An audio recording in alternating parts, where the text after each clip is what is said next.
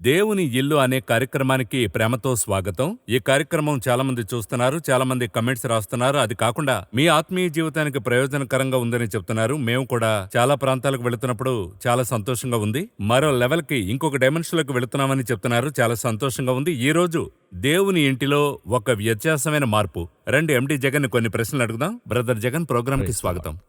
దేవుని యొక్క ఇల్లు, ఒక దేవుని ఇంటిని కట్టాలంటే, ఒక ప్లాన్ చేయాలంటే పలు విషయాలు అవసరం. దేవుని ఇల్లు అనంటే ఏ విధంగా ఒక బేస్ ఏమై ఉండాలి అలాగని ఒక ప్రశ్న అడుగుతున్నాను. మీరిప్పుడు చెప్పిన దాంట్లో ఆ, దేవుని ఇంటికి మనం ప్లాన్ చేయకూడదు. అక్కడే సమస్య అక్కడే ఉందంటున్నారా? సమస్య అవుతుంది. ఇక్కడ మనం ప్లానింగ్ చేయడంలోనే ప్రాబ్లం ఉంది. మనం దీని గురించి అనేకం మాట్లాడాం. ఉమ్, అప్పుడు ఒక దేవుని ఇల్లు, దేవుడు ఒక ఇంటిని కట్టి లేపుతున్నాడంటే, ఈరోజు మనం అనుకునే ఒక చాలా చెప్పేది ఒక బేసిక్ తప్పు ఒకటి. బేసిక్ తప్పు ఏంటంటే, అనేక చోట్లలో క్రైస్తవ వధువు వరులందరూ ఈక్వల్. అంటే ఏ క్రైస్తవ అబ్బాయికి ఏ క్రైస్తవ అమ్మాయినైనా చూడొచ్చనే ఒక థాట్ ఉంది కదా, అక్కడే మిస్టేక్ వస్తుందంటున్నా. నాకు దేవుడు బైబిల్లో తెలియజేసిన ఒక విధానంలో ఆదాము నుండి మొట్టమొదట హవ్వను చేస్తున్నాడు. అలా చేసినప్పుడు చూస్తే అతని ప్రక్కటెముకలలో ఒకదానిని తీసి అని ఉంటుంది. దాని అర్థమేంటంటే, ఆదాముకు అనేక ప్రక్కటెముకలున్నాయి, బట్ అతనికి సాటి అయింది ఒక ఎముకే. ఉమ్, ఆదాము వద్ద ఉన్న మిగతా ఎముకలు కాదు, ఆ ఒక్క ఎముక పర్టికులర్. అప్పుడు దాని అర్థమేంటంటే, దేవుడొచ్చి ఒకరికి మరొకరిని పర్టికులర్గా తయారు చేశాడు. వారి ద్వారే ఆ ఇల్లు కట్టబడుతుంది. ఉమ్. అదే దేవుని ఇల్లు. ఐసాకుకు రెబాకను ఆ ఏర్పరిచినట్లుగా. ఇస్సాకుకి రిబ్కా ఉంచినట్టుగా. ఇంకా చెప్పాలంటే, మీరు చెప్పిన ఆ ఓడ్లో ఒక చిన్న ఒక చక్కటి విషయం ఉంది. ఏంటంటే, షారా అబ్రహాముతో చెప్తుంది, హ, ఒకవేళ ఆమె వలన నాకు సంతానం కలగవచ్చంటది. ఉమ్, ఆ పర్టికులర్ వర్డ్ చెప్తోంది. అక్కడే మిస్టేక్ అవుతుంది. అంటే ఇల్లు కట్టబడాలి, ఎవరి చేతనైనా అక్కడ కట్టవచ్చనేది కాదు.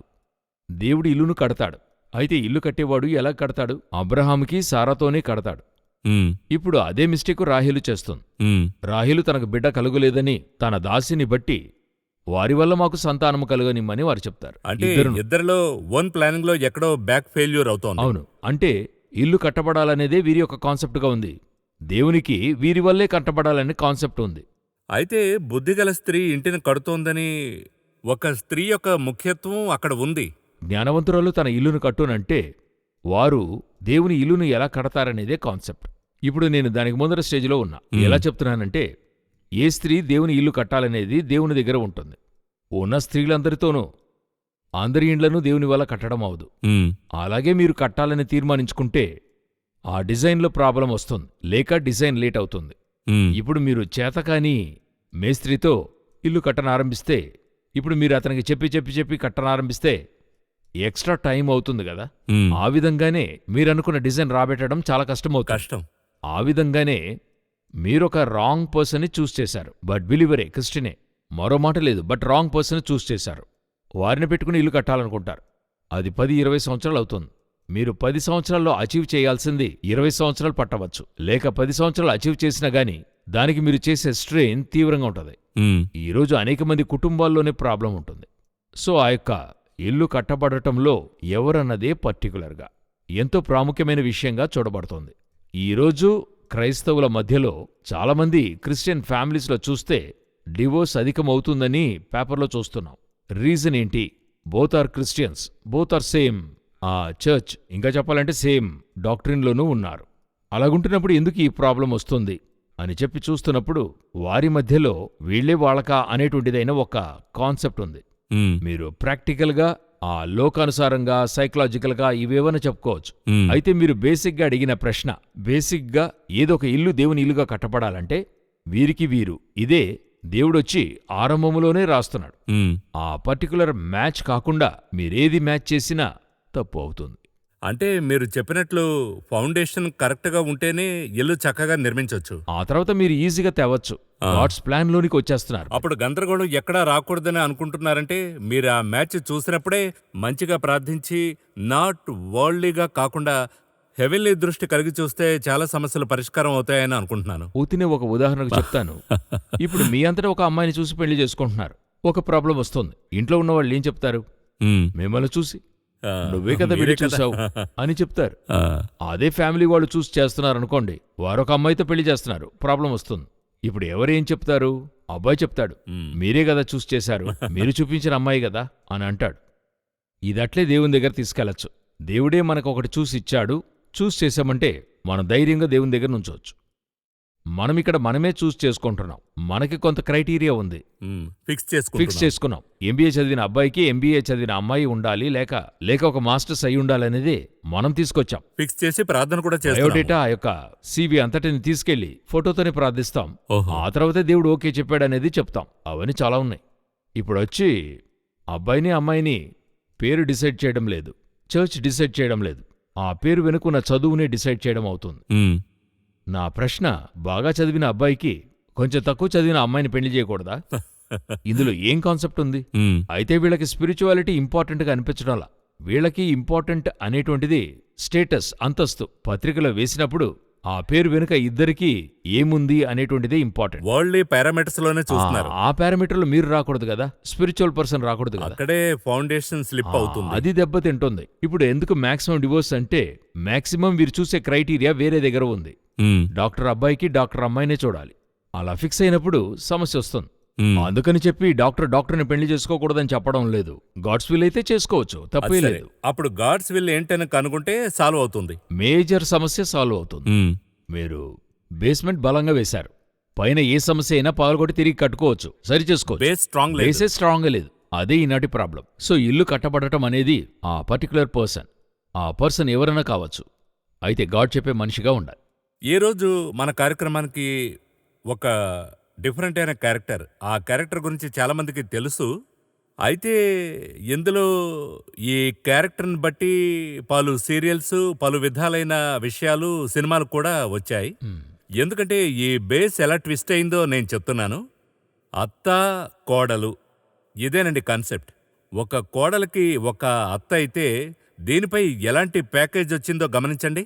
మైండ్ సెట్లో ఒక కోడలికి ఒక విలన్ లేదా ఒక విల్లి, అంటే అత్తే కారణం అనే వరకు ప్యాకేజ్ వచ్చింది.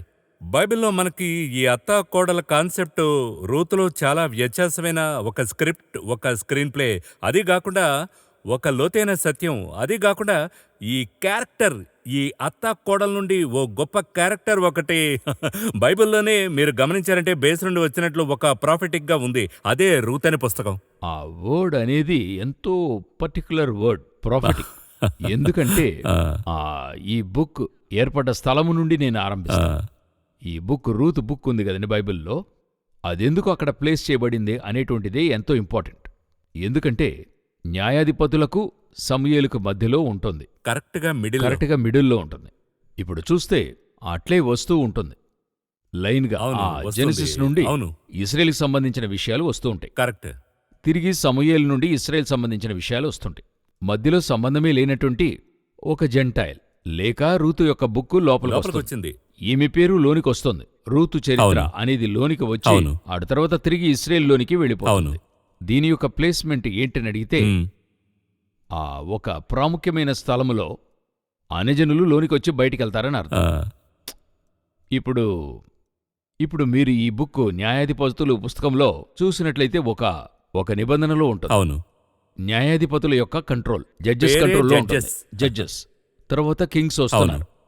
జడ్జెస్కి కింగ్స్కి మధ్యలో చూసినట్లయితే పర్టికులర్గా రూతులోనికి వస్తుంది. ముఖ్యమైన ఒక టర్నింగ్ పాయింట్. ఈ టర్నింగ్ పాయింట్ తోనే న్యూ టెస్టిమెంట్ ఉందని నేను ఫీల్ అవుతున్నాను. అది ఇప్పుడు ఏంటని అడిగితే, క్రైస్ట్ వచ్చి ఆ ఓల్డ్ టెస్టిమెంట్ యొక్క ధర్మశాస్త్రం ముగింపు, న్యూ టెస్టిమెంట్ యొక్క కార్యంలోనూ వస్తాడు. ఈ రెండిటికి మధ్యలో అన్యజనుల సంఘం వచ్చి వెళ్తుంది. అది ప్రతిస్పందించేది రూతు పుస్తకం. సో దీన్ని సులువుగా ఒక పుస్తకంగా చూడకూడదు. లేదు, ఇదొక గొప్ప ప్రాఫెసీ. అవును, ప్రాఫిటికల్ గా అది ఏర్పరచబడిన ఒక పుస్తకం. దానితో పాటు 4 అధ్యాయాలే ఉంటుంది. షార్ట్ గా ఉంటుంది. అవును, 4 అధ్యాయాల లోపల ఒక గొప్ప దేవుని యొక్క ప్లాన్ వచ్చి అట్లే టోటల్ గా చేంజ్ అవుతుంది. దేవుడు చేంజ్ చేస్తాడు, చక్కగా మార్చి వెళ్ళిపోతాడు. మరి ఈ స్క్రిప్ట్ లో, ఈ ప్రాఫిటిక్ బుక్ లో ఒక చిన్న క్రాస్ చేస్తూ పొందుపరుస్తున్నాను, మీ వద్ద అడగాలనుకుంటున్నాను. ఈ అత్త కోడళ్ళను గురించి ఎంతో మంది మాట్లాడుతున్నారు కదా, ఎన్నో వచ్చాయి. ఈ ట్విస్ట్ మాత్రం గాడ్స్ ప్లాన్‌లో లేకపోతే ఇక మనకి బైబిలే ఎలా ఉంటుందో అనే ప్రశ్న ఒకటి వస్తోంది. ఇప్పుడు నేను సాధారణంగా అడుగుతున్నాను. అయితే దీని వెనుక ఒక చరిత్ర ఉంది. లేదు. కొంతమంది అత్త మరియు కోడళ్ళు బైబిల్లో వాళ్ళు కరెక్ట్‌గా ఉండడాన్ని బట్టియే హ్మ్. ఈ యొక్క గాడ్స్ ప్లాన్ ఇంత పర్ఫెక్ట్‌గా జరిగి ఉండేది. హ్మ్. ఇప్పుడు ఒక ఉదాహరణకు చెప్తున్నా. నోవహు యొక్క వైఫ్ ఆమె కోడళ్ళును ఒకటిగా ఉండకపోయుంటే ఓడ ఉండేది కాదు. కరెక్ట్. గొడవలే వస్తాయి. షారా యొక్క గుడారములోనికి రెబ్కా వెళ్ళకపోయుంటే యాకోబు యెషావు ఉండేవాళ్లు కాదు. ఆ షారాకును రిబ్కాకి ఉండేటువంటి బాండింగ్. హ్మ్. ఈ చోట రూత్కి నయోమికి ఉన్న బాండింగ్. ఇందులో ఏంటి ట్విస్ట్ అని అడిగితే షారా యొక్క టెంట్లోకి రిబ్కా వెళుతోంది. ఇక్కడ ఏం విషయమని అడిగితే రూతు మరి విడిపించబడాలని నయోమి దారితీస్తుంది. ఒక డిఫరెంట్ అయిన ప్యాటర్న్. ఆపోజిట్గా ఉంటుంది అట్లే. అక్కడ అత్త కొరకు కోడలు వెళుతుంది. ఇక్కడ కోడలి విడుదలకే అత్తలోనికొస్తోంది. ఇంకా చెప్పాలంటే రూత్‌కి కౌంటర్ పార్ట్ మరొకరున్నారు. ఆమె ఒక దగ్గరకొచ్చి విడిపోతుంది. ఇది బ్యూటిఫుల్ గా ఉంది. ఆమె సపోజ్ వీరితో ఉన్నను కొంచెం స్టోరీ వేరేలా దారి తప్పిపోయి ఉంటుందనుకుంటున్నాను. అక్కడ ఆ స్థలంలో టెస్ట్. ఏం టెస్ట్ అని అడిగినట్లయితే ఇప్పుడు ఇందులో చాలా స్పిరిచువల్ థాట్ ఉంది. మనం చూడాలంటే ఉదాహరణకు చెప్తాను. ఎందుకు రూతు లోనికి వచ్చేప్పుడు ఆ నయోమి ఒక మాట చెప్తోంది. నీవు కావాలంటే మీ ఇంటికి వెళ్ళిపో. అవును, స్పష్టంగా చెప్పారు. స్పష్టంగా చెప్తుంది. నీ ఇష్టప్రకారంగా చెయ్యి, నీ కంటికి ముందు అన్నీ ఉన్నాయంటది. ఈ రూతు ఎవరని అడిగితే లోతు యొక్క వంశము నుండి ఆ వచ్చిన వరుసలో వస్తున్నారు. లోతుకి 2 కుమార్తెలు ఉండారు కదా. ఆ 2 కుమార్తెల నుండి 2 జనరేషన్స్. ఒకటి ఆమోను, ఇంకోటి మోయాబు. ఆ మోయాబు నుండి వచ్చిందే రూతు. ఇప్పుడు లోతుకి ఈ మిస్టేక్ ఎందుకు జరిగిందంటే అబ్రహాము నుండి వేరు కావడం. అబ్రహాము నుండి వేరవుతున్నప్పుడు ఏం చెప్తాడంటే లోతుతో, నువ్వు ఎడం వైపుకి వెళ్తే నేను కుడి వైపుకి వెళ్తానంటాడు. వెళ్తే వెళ్ళు అంటాడు. లోతు ఏం చేస్తాడు? అబ్రహాము నుండి వేరుగెళ్తాడు. ఉంటానని చెప్పడు, కాని అతను అది చెప్పుండాలి. చెప్పి ఉంటే కథే వేరు. లోతు బయటికి వెళ్ళుండడు. నాకు ఈ ఆస్తి ముఖ్యం కాదు, మనిద్దరం ఒకటిగా ఉందాం, ఇదేంటి మనం ఒకటికొచ్చామే, ఇదొక పెద్ద ఇష్యూ అని చెప్పి కనాన్లోనే ఉండుంటే ఆ కాన్సెప్టే వేరే విధంగా ఉండేది. లోతు కాన్సెప్ట్ వేరేగా ఉండేది. ఇతను బయటికెళ్ళాడు. గాడ్కి లోతు జనరేషన్ లోనికి తేవాలి. ఎందుకంటే ఇద్దరు ఒకటిగా కనానుకు బయలుదేరారు. అబ్రహాము లోతు తిరిగి లోనికి తేవాలి. తెచ్చే విషయంలో దేవుడు చెప్పాడు 10 తరముల వరకు మోయాబీలు లోనికి రాకూడదన్నాడు. కరెక్ట్గా రూతు చూస్తే 11వ జనరేషన్. అబ్బా, ఆ ప్రామిస్ కీపప్ చేస్తున్నాడు. కరెక్ట్గా 11th జనరేషన్లో లోనికి వస్తుంది. వచ్చింది మాత్రం కాదు, అదే టెస్ట్. లోతుకు పెట్టిన అదే టెస్ట్ని నయోమి ద్వారా దేవుడు పెడతాడు. నువ్వు వెళ్ళాలంటే వెళ్ళు, నీకొక ఆశీర్వాదం ఉంది, నాతో కూడా వస్తే ఆశీర్వాదం ఉండదు అని ఆమె చెప్తుంది. చెప్పాలంటే నాతో వస్తే కష్టమే ఉంటుందని చెప్తుంది. కరెక్ట్గా ఆ స్థలములో ఆమె లోతు చేసిన తప్పును చేయకుండా అదట్లే బ్రేక్ చేస్తుంది రూత్. ఆమె చెప్తుంది, దాని గురించి నువ్వు మాట్లాడద్దు. ఎంతటి మాట చూడండి. చెప్పి ఇక నీ దేవుడే నా దేవుడు అని అంటుంది. నీవు చనిపోయే చోటే నేను చనిపోతాను. అద్భుతమైన మాట. ఆ మాట చెప్పిన తర్వాత ఆ ఒక 10 జనరేషన్స్కి ముందు ఉన్నటువంటి టెస్ట్ని ఇక్కడ పాస్ అయింది. చక్కగా లోనికి వస్తుంది. సో ఆ ఎగ్జామినేషన్లో ఆమె పాస్ అయి లోనికి వచ్చింది. యథేచ్ఛగా రాలేదు. అందులో కూడా ఓ గొప్ప విషయం ఉంది. ఈమె వద్ద ఏదో ఒక సొత్తు గాని పాజిటివ్గా ఉండడానికి, లోనికి ప్రవేశించడానికి గల అట్రాక్షన్ అంటూ ఏమీ లేదు. అదే ఆమె నేరుగా చెప్పిందే. అది ఉండి నమ్ముతున్నారంటే, ఒక ట్రస్ట్ వచ్చిందంటే నాకు వ్యత్యాసమైన ట్రస్ట్గా ఉంది. ఇది ఎలాగంటే ఒక నమ్మకాన్ని దాటి ఫెయిత్లోనికి వెళ్ళింది. మరి విశ్వాసం అంటే నిరీక్షింపబడు వాటి యొక్క నిజస్వరూపము అదృశ్యమైన ఉన్నవనుటకు రుజువు. ఇప్పుడు ఆమెకి నిరీక్షణ అన్నది దేని బట్టి అంటే దేనిని బట్టి కూడా లేదు. ఏమి లేదు, ఏది కూడా లేదు. ఆమెకి మరొక కుమారుడు లేడు. నయమి చెప్తుంది, నీకు ఇవ్వడానికి నాకు కుమారుడు లేడు. అదేలా రూత్ యొక్క కౌంటర్ పార్ట్ చూశారు. ఆమెకు మనసుకు వచ్చింది కూడా ఉండాలని. అయితే దీన్ని గమనిస్తే వరల్డ్లీగా చూస్తే తర్వాత ఆమె లైఫ్ చూడలేదు. ప్రాక్టికల్. ఇక్కడ 2 ఉన్నాయి. ఫెయిత్ కి ప్రాక్టికల్ కి మధ్య డిఫరెన్స్. న్యాచురల్ సూపర్ న్యాచురల్ కి మధ్య డిఫరెన్స్. అదేమంటే వరల్డ్లీకి కింగ్డమ్ కున్న డిఫరెన్స్. ఇందులో మీరు ఏది సెలెక్ట్ చేస్తున్నారనే ఇదే. ఈరోజు నేను క్రిస్టియన్స్నే చెప్తున్నా. 99% ఆ రూత్ కౌంటర్ పార్ట్ మరొకరున్నారు కదా, వాళ్లే వారు. వాళ్ళు చూసి నమ్ముతారు. ఈరోజున్నవారు చూసి నమ్ముతారు. వారు అదృశ్యమైనది విశ్వసించరు. ఈరోజు విశ్వాసం అనేది వేరే విధంగా అయింది. ఎలాగంటే దేవుడు ఏదైనా ఇస్తాడనేదే విశ్వాసం. అది విశ్వసిస్తున్నా. దేవుడు నాకు ఇల్లిస్తాడు, కారిస్తాడు, అమ్మాయి పెళ్లి జరిగిస్తాడు, అబ్బాయికి పనిస్తాడు, ఇదే విశ్వాసం. జీవితాన్ని కొనసాగించి అది నమ్ముతున్నాం. దేవుడు నాకు చేస్తాడు, ఇది విశ్వాసం. అయితే విశ్వాసం అది కాదు. నిరీక్షింపబడు వాటి యొక్క నిజస్వరూపమును అదృశ్యమైన ఉన్నవనుటకును రుజువునై ఉంది. నా జ్ఞానానికి అందనిటువంటిది ఉంచి ఉన్నా, అది నాకు ఇస్తాడు. ఇప్పుడు ఈ రూత్ యొక్క కాన్సెప్టే అదే. ఏమైందని రూతును పిలిచి అడిగితే ఏమీ లేదు, లేదు. అప్పుడు ఎందుకు వెళ్తున్నావు, నాకు తెలుసు ఇశ్రాయేల్ దేవుడు నాకేదైనా చేస్తాడు. ఇదే రూతు యొక్క స్పెషాలిటీ. ఇంతకీ వారు వెలుపల నుంచి వచ్చిన ఒక క్యారెక్టర్. ఇప్పుడు మీరు అడిగిన మొదటి ప్రశ్నకొస్తా, ఎంతమంది కోడళ్ళు ఇలాగ అత్తతో ఉండగలరు? అయితే లోకపరంగా చూస్తే అత్త కోడళ్ల కథను ఎంతో ట్విస్ట్ చేసి ఉంచారు చూడండి. లేదు, అలాగే అయిపోయింది కూడా. అవును. అంటే ఏంటంటే, మరి నాకు తెలిసి ఒక 2 జనరేషన్లుగా, దానికి ముందు జాయింట్ ఫ్యామిలీ అన్నది ఒక నార్మల్ అయిన విషయం. జాయింట్ ఫ్యామిలీ అలాగుంటున్నప్పుడు ఈరోజు ఈ జాయింట్ ఫ్యామిలీలో ఆ లిబర్టీ, తర్వాత ఇండివిజువాలిటీ, యూనిక్నెస్ అనే ఓడంత లోనికి తేడం వల్ల అటువంటివి ఈరోజు సాధ్యం కావు. జాయింట్ ఫ్యామిలీ సాధ్యం కాదన్న స్థానానికి వచ్చింది. బట్ ఒక 5% ఉన్నారు, కుదరదన్న స్థాయికి వచ్చింది. అప్పుడు ఆ జాయింట్ ఫ్యామిలీలో ఆ ముందర నేను చెప్పేది మనం విన్నటువంటిది, ఒక్కొక్క ఇంట్లో 4, 5, 8 మంది ఉండేవాళ్ళు. అందరూ ఒకటిగా ఉండేవాళ్ళు.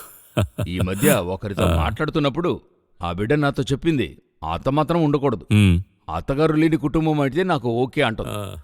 అలాగా ఇప్పుడు దీన్ని మనం ఎక్కడికెళ్ళి ఏం చేయగలము? ఆ బిడ్డకి ఎంత వయసు అయి ఉంటుందండి? ఒక పెళ్ళవుతున్నప్పుడు 25 ఏళ్ళు ఉంటాయా? 25 ఏళ్లకొచ్చిన బిడ్డ ఆ అత్తగారు వద్దంటుంది. అప్పుడు మెన్సు అలాగే ఉన్నారు. ఈ మెన్స్ ఒక అందులకు అమ్మ ఆప్యాయతున్నా ఈ పెళ్ళని జరుగుతున్నప్పుడు ఇవన్నీ అడ్డుగా ఉంటాయేమో అనే ఒక ఫీల్కి రావడం. అవును. సో మీరు ఆ రూత్ యొక్క కాన్సెప్ట్ నుండి మీరు చూడండి, అంత ఆశ్చర్యంగా ఉంటుంది. అలాగే రివర్స్ అట్లే కాంట్రారీ. రివర్స్గా ఉంటుంది. ఒక 4000 సంవత్సరాలు, ఒక 3000 సంవత్సరాల క్రితం జరుగుతుంది. ఆ స్థాయికి ఆ కాలంలో అది కాకుండా అప్పుడు విధవరాలు అంటేనే నెగటివ్గా చూసే ఒక కాలం.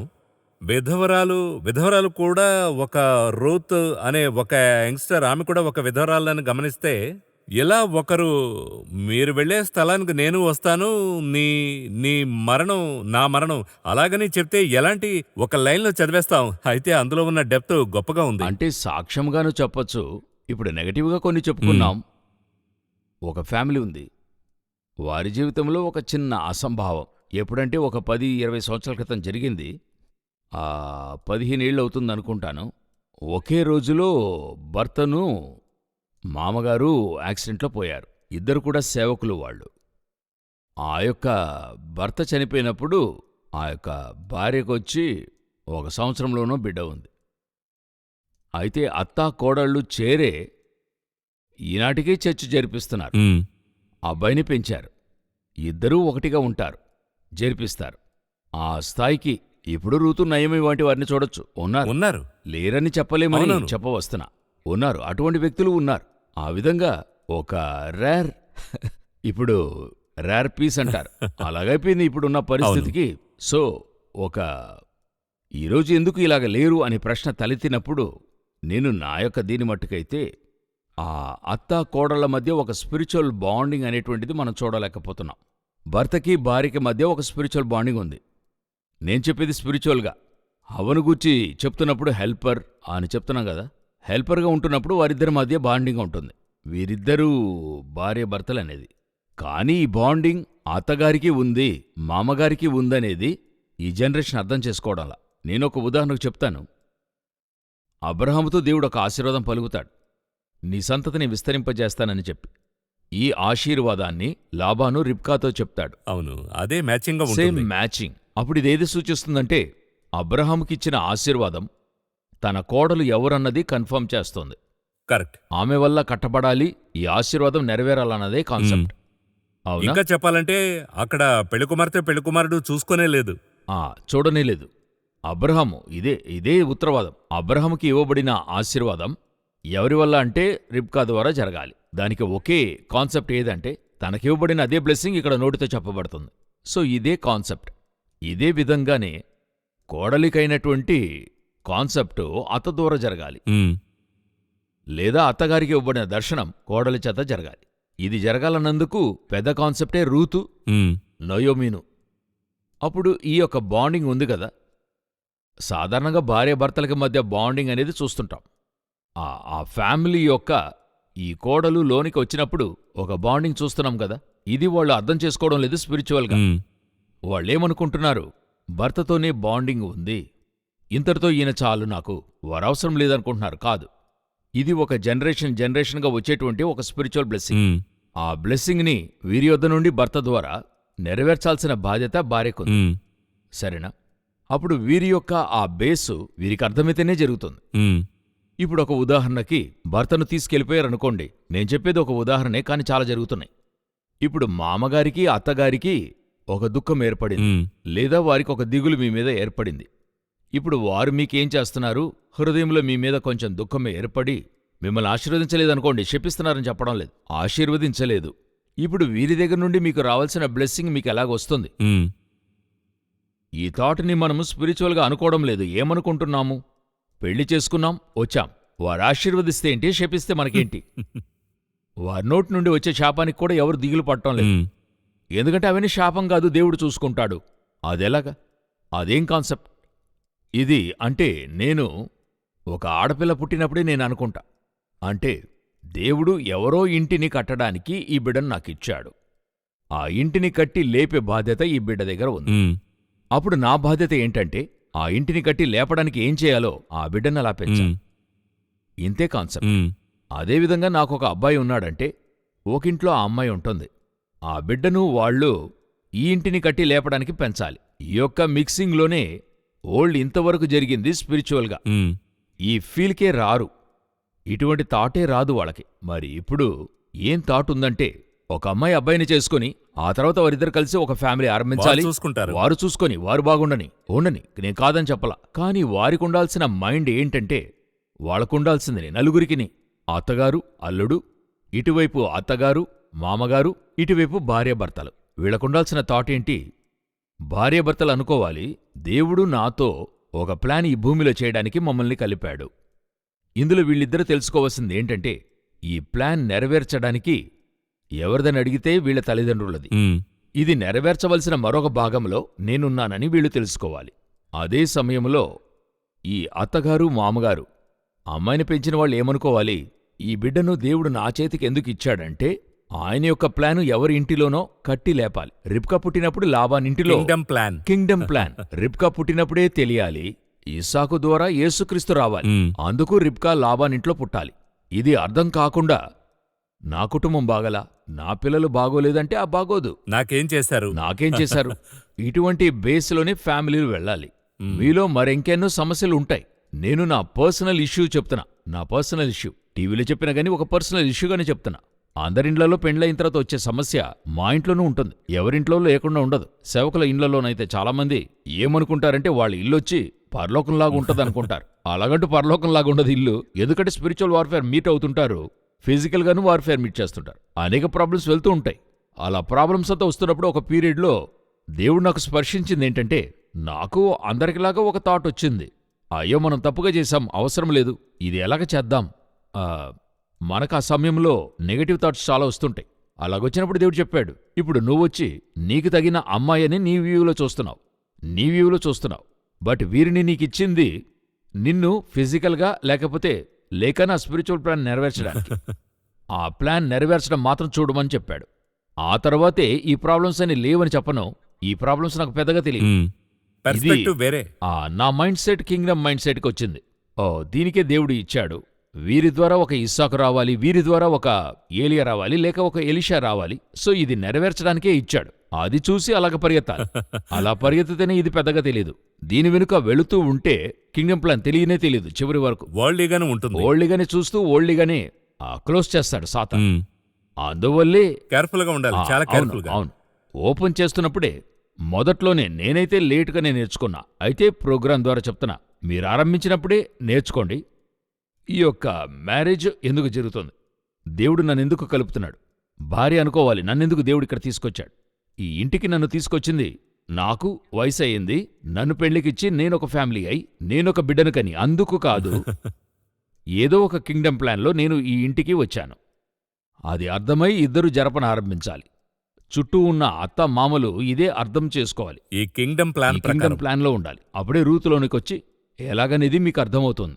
లేకపోతే ఆమె మోయాబు స్త్రీ, అన్యజనురాలు, ఆమెకి మనకి అలవాట్లు పొంతు రావడం లేదు. ఆమె మోయాబులు తింటున్నట్టుగా ఇక్కడ తింటూ ఉంది. ఆమె దేవుణ్ణి పూజించినట్టు ఇక్కడ పూజించి ఈ కొరతని చూస్తూ ఉంటాం. ఈ కొరతలతో చాలా చాప్టర్స్ రాశాం. అవును, అదే రూతుని గూర్చిన వర్తమానములని చెప్పి అదొకటి వెళుతూ ఉంటుంది. కథే మారుతుంది. కథే మారుతుంది. సో ఇక్కడ చూడండి, రూతు వచ్చినందుకు మెయిన్ మెయిన్ థింగ్ ఏదై ఉంటుందో అదే ఇక్కడ ఉంటుంది. అదే మనము చూడాలి. చూస్తే ఈజీగా ఉంటుంది. ఇప్పుడే మనం కార్యక్రమం ప్రారంభించాం. కార్యక్రమం ముగియబోతోంది. ఒకే ఒక మాట చెప్పి మరో కార్యక్రమంలో మనం కొన్ని విషయాలు చూద్దాం. ఈ బుక్ ఒక ప్రాఫిటిక్ బుక్ అని మనం మాట్లాడాం. మీరు దీన్ని అంగీకరించి అవును అందులో చాలా ప్రాఫిటిక్ గా ఉందని మనం మాట్లాడుకున్నాం. మరో కార్యక్రమంలో ఇది ఎందుకని ప్రాఫిటిక్ బుక్, ఎందుకని మనం దీన్ని లైట్ గా చూడకూడదు, ఎందుకని ఈ క్యారెక్టర్ని దేవుని ఇల్లు కట్టే వారికి ఈ పుస్తకం ఒక పునాదిగా ఉంటుంది. ఈ బుక్ని చక్కగా అర్థం చేసుకున్నట్లయితే దేవుని ఇల్లు కట్టేవారికి ఒక స్ట్రాంగ్ ఫౌండేషన్ లభించాలి. ఇంకా చెప్పాలంటే సరేనండి నాకు మ్యారేజ్ అయింది, నేను ఏదోలో వచ్చేసాను, ఇప్పుడు నేనేం చేయాలనే వారికి ఇందులో ఒక పునాది ఉంది. అందుకని దీని గురించి రాబోయే కార్యక్రమంలో మనం చూద్దాం. ఈ కార్యక్రమంలో మీరు చెప్పినట్లు ఒక్కొక్క మాట కూడా సహజంగా బైబిల్లో మోరల్ టర్నింగ్ పాయింట్ కదా, ఎందుకంటే పరిశుద్ధాత్మ సహాయంతో రాయబడింది. ఈ బుక్లో నేను అనుకుంటున్నాను ఈ కార్యక్రమం చూసేవారు మాత్రమే కాకుండా మరో కార్యక్రమంలో చూసేవారు ఉండొచ్చు. ఇది అర్థం చేసుకుంటే చాలా డైమెన్షన్స్లో మన స్పిరిచువల్ జీవితానికి ప్రయోజనకరంగా ఉంటుందనుకుంటున్నాను. తప్పక చూడండి, చాలా కమెంట్స్ వస్తున్నాయి. మరో రిక్వెస్ట్ నేను ప్రేక్షకులకు చెప్పేది ఏంటంటే ఈ కార్యక్రమం కోసం ప్రార్థించండి. నేను బ్రదర్ ఎండి జగన్ అడిగే ఒకే ఒక విషయం ఏంటంటే ఈ కార్యక్రమం కోసం ప్రార్థించండి. స్పిరిచువల్ గా మనం తర్వాత కింగ్డమ్ లోనికి పోయామంటే, ప్రవేశించామంటే దాని యొక్క లెవెలే వేరేగా ఉంటుంది. సో అదే మేము ఎక్స్పీరియన్స్ చేస్తున్నాం. పెద్ద ప్లాన్ ఏముండదు, కూర్చుంటాం, ప్రార్థన చేస్తున్నాం. మాటల ఫ్లో చూసామంటే పరిశుద్ధాత్మ ఎంతో జాగ్రత్తగా నడిపిస్తున్నాడు. చివరిగా 10 సెకండ్లు ఏం చెప్పి ఇంతవరకు మనం సంభాషించింది ఎలా ముగించాలనుకుంటున్నాం? ఇంత దూరము స్పష్టంగా చెప్పున్నాం. తర్వాత మీరు చెప్పాల్సింది నేను చెప్తా. మరో కార్యక్రమాన్ని చూడకముందు ఇది చూడండి, అప్పుడు ఈజీగా మీకు కార్యక్రమాలు అర్థమవుతాయి. చాలా సంతోషం. వచ్చే వారం కలుసుకుందాం. సంతోషం. వందనాలు.